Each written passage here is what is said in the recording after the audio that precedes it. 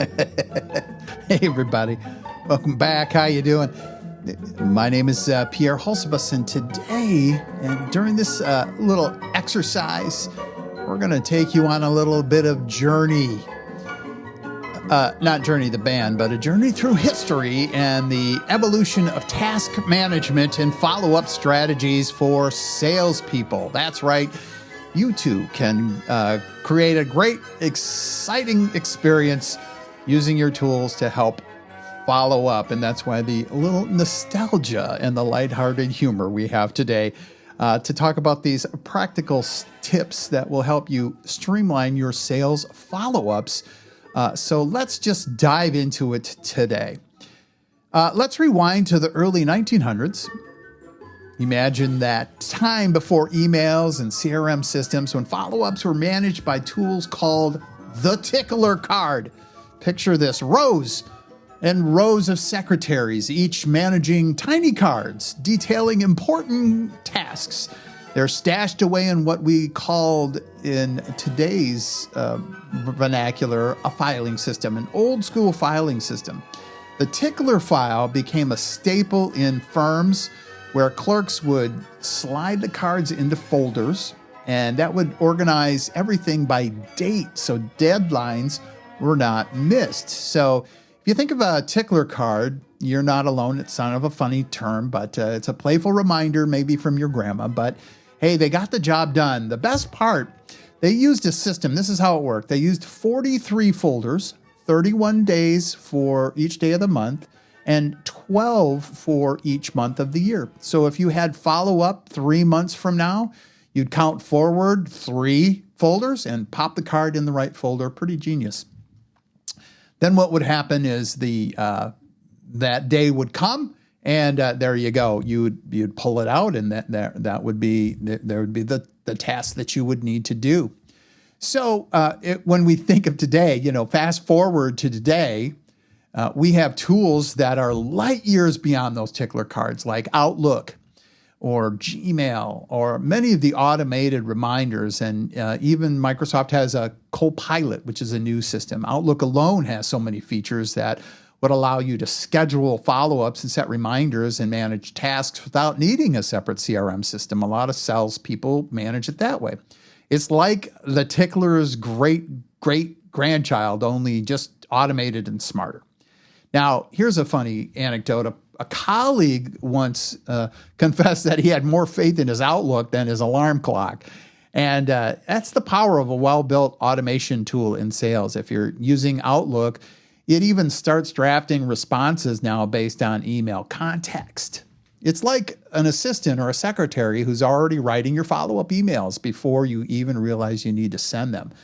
And talk about being efficient. That's what we're really working on today. Task management can be chaotic, and coping with automation can be challenging. If you've ever looked at a cluttered task list and thought, there's no way I'm going to get through all of this, well, you're not alone. That's kind of one of the things that's a barrier for many people when they go on the sales productivity journey. They look at all the tasks that they have to do and they just go, it's overwhelming. So managing hundreds of prospects, all in different stages of the sales process, along with closing opportunities and the tasks that go along with that, contracting and demos and technical follow-ups. There's a lot of stages in the sales process, and automation really helps save the day. After an on-site visit, the last thing you want to do is let notes kind of slip through the cracks. With CRM tools and these types of tools, follow-ups and reminders in place, you can instantly keep track of all the requirements and to-dos and where they are in the response. So let's not rely, though, solely on the tech. As we're saying, these things draft up some pretty good and creative and on-point emails for us. But the beauty here is blending automation with kind of that personal touch, setting aside time to review these tasks that have been created or these emails. We're reviewing them and approving them and adding a personal touch. You're not just letting the system dictate your day. You're still in control. The real trick is using automation as your sidekick and not your boss. Now, Let's just talk about personalizing those emails for a sec. We talked earlier in an earlier blog and podcast, we talked about personalizing email follow-ups and what you can do. And let's talk about that in a little more depth. I think we can all agree that a bland, hey, I'm just checking in, doesn't do a good enough job anymore. One of the smartest moves you can make, of course, is to use your CRM system to personalize every interaction. Not just in terms of the name of the person that's in there or maybe the company name. I mean, that's easy. But it's pulling data from previous conversation, meeting notes, even reminders about specific needs they mentioned. The more personalized you can be, the more impactful your follow-up is going to be. So let's look at this almost like an 80-20 rule. 80% of the content that we have to send out can be automated because they're maybe way down in the funnel and then we don't know them as much. And that's all we have is first name and last name in the company and maybe some demographic or behavioral information about, their industry. But as so we can let the system send those out. We want to check them, of course, but have them send them out. We want to have the system maybe draft more personalized emails on that top 20%, ones that are maybe actively in the sales funnel at a certain stage or at an opportunity level. So if you're leveraging these AI tools, you can automate those responses, but still add that personal touch. It's a blend of automation and efficiency. And it's in the genuine interests that help get prospects to take notice of you. So remember, the art of follow-up isn't about bombarding them, but engaging them thoughtfully. So automation isn't just for those one-off emails. Now, those are helpful, things that are like in response to something, or if we're doing a sales-driven campaign to have a webinar or something like that. CRM can run that entire follow-up sequence based on specific triggers. So the prospect clicks a link, 3 days later, they get a friendly reminder to, register for the webinar, or you checked on it, but you didn't follow through and register. So we're going to call you. And so the system creates a call. But these are highly effective for folks because we're talking to them at the right time. So personalization isn't just about getting the name right. It's about the communication being thoughtful at the right time of interaction, information at the right time, the right place, from the right person.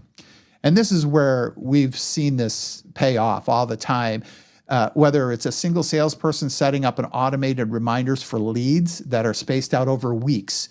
So when we're staying focused on the clients and opportunities, we can put the leads into a lead bucket and a lead campaign and let the lead thing go through and do its thing. And so when that lead is now thinking about, hey, I might need a product to go, and then who are they going to think of? They're thinking of that individual. So it's like a nudge without being overbearing. It's not a number of touches, but it's the value that is behind all of those. So, building relationships through automation is interesting. It's more than just a tool. Ultimately, the CRM systems are incredible for follow-up automations. The secret to success, though, as I said, is how you use them to enhance those human connections. Think of your CRM system as a toolkit to make follow-ups more authentic. Record what matters most from each interaction, whether it's a specific product need or a casual detail the client mentioned. These notes become touch points that make our follow-ups stand out. So whether you're using a tickler card, Outlook, or CRM, remember the golden rule. The real power lies in blending automation with personalization through follow-ups. Use the CRM not just to manage the task, but add depth to those interactions. So questions on this that I will get often is, how do we effectively leverage Outlook and the Copilot and the CRM tools for follow-ups? Now, there's really three core strategies here. One, automate those routine follow-ups. Use Outlook's automation features to set reminders and tasks for routine follow-ups. Copilot is great at drafting responses or reminders based on the context of previous emails. given you're on a head start on a response. So, it gives you that kind of place to start, and also helps you prioritize tasks based on, activity and history, so that we are working on the high value leads that are always top of mind. And I'm going to talk a little more about that in a second. We want to personalize the email. That's the other part, as we mentioned here early.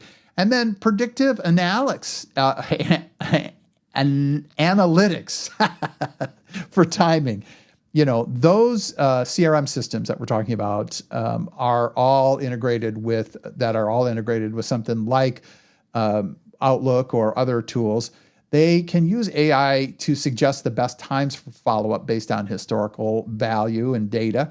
They can also ensure that the message lands when the leads are most likely to respond, helping you optimize outreach without as much guesswork. And these insights, help you connect more effectively and imagine managing your time better and building rapport with leads a little more smoothly. Question number 2 that would come up: how do I categorize follow-ups and prioritize those high impact tasks effectively?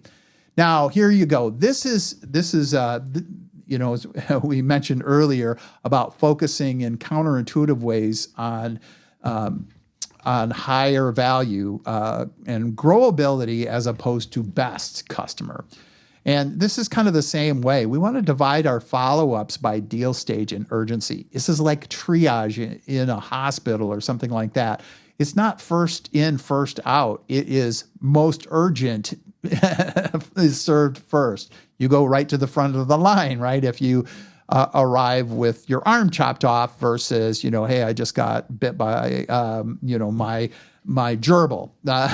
So we want to start by segmenting our tasks based on where the prospect is in the pipeline. So a follow-up for a prospect nearing a close would take precedent over cold leads, and create categories like hot lead, warm lead, cold leads, or discovery, proposal, closing. So you can quickly see where the high priority prospects need attention. And we talked about A, B, C, D customers. Well, we can think about prioritization for task impact the same way. So, we have low impact. A, are essential for closing deals or moving prospects significantly closer to a sale. B, tasks are important but less time sensitive. C, tasks might be follow-ups that involve nurturing or information sharing. The system that we want to build keeps your focus on tasks with the greatest impact, reducing the chance of letting a critical opportunity slip. So we want to focus on closing, A, B, C, right? Always be closing. Thank you, Glenn Ross, for that helpful tip. The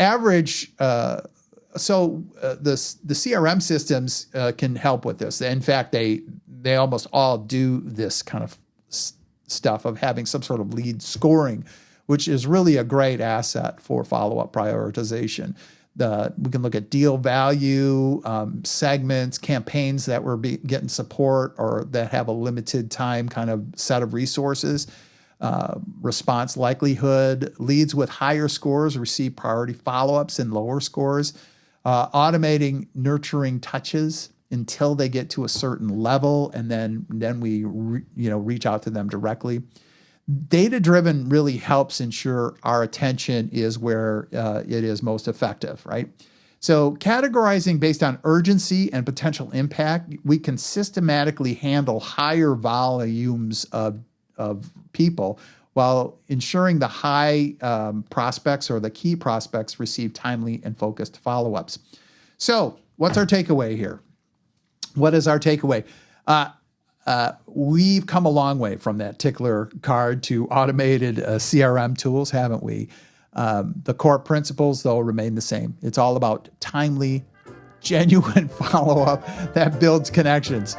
So here's a challenge for you. Dive into your CRM, set up those automated reminders, start building follow-ups that feel authentic, and automate where you can, personalizing it where it matters. Now, watch your follow-up game soar after that. So what I want to do is I want you to check out Tech Sales 110. Go into the blog area, and what you're going to see are some goals for this particular sales hack, and you're going to also see some a 4-week implementation plan. So if you're a subscriber there, you get all of that for free, along with free access to our community.